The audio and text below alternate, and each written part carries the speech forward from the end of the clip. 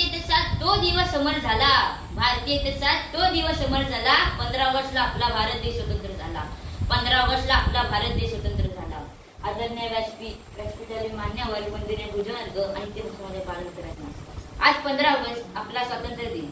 आज आपण इथे सर्वजण भारताचा स्वातंत्र्य दिन साजरा करणार आहोत. 15 ऑगस्ट हा भारतातील प्रत्येक नागरिकासाठी खूप खास आहे. 15 ऑगस्ट 1947 रोजी आपला भारत देश इंग्रजांच्या गुलामीतून मुक्त झाला. हा दिवस भारताच्या इतिहासातील सुवर्ण दिन आहे.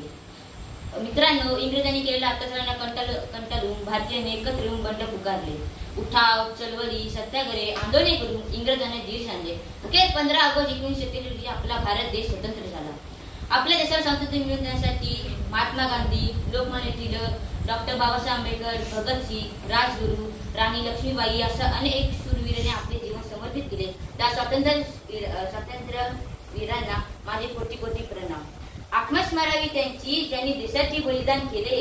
आत्मा स्मरावी त्यांची ज्यांनी देशासाठी बलिदान केले. क्रांतीसाठी झळले आणि क्रांतीवीर झाले. आपल्या भारत मातेच्या रक्षणासाठी आज आपले सैनिक सज्ज आहेत. त्यांना माझा सलाम.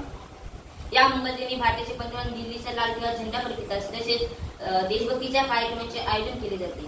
सर्वत्र उत्साहाचे वातावरण असते आणि भारताने अनेक क्षेत्रात खूप प्रगती केली आहे. भारतात सर्व जाती धर्माचे लोक राहत असूनही त्यांच्यामध्ये प्रेम, एकता व बंधुत्वाची भावना कायम आहे. स्वातंत्र्यासाठी ध्वज बळकतो, सूर्य तळपतो प्रगतीचा. स्वातंत्र्यासाठी ध्वज बळकतो, सूर्य तळपतो प्रगतीचा. भारत भूच्या पराक्रमाला मुजरा मानाचा. एवढे बोलून मी माझे भाषण संपवितो. जय हिंद, जय भारत. धन्यवाद.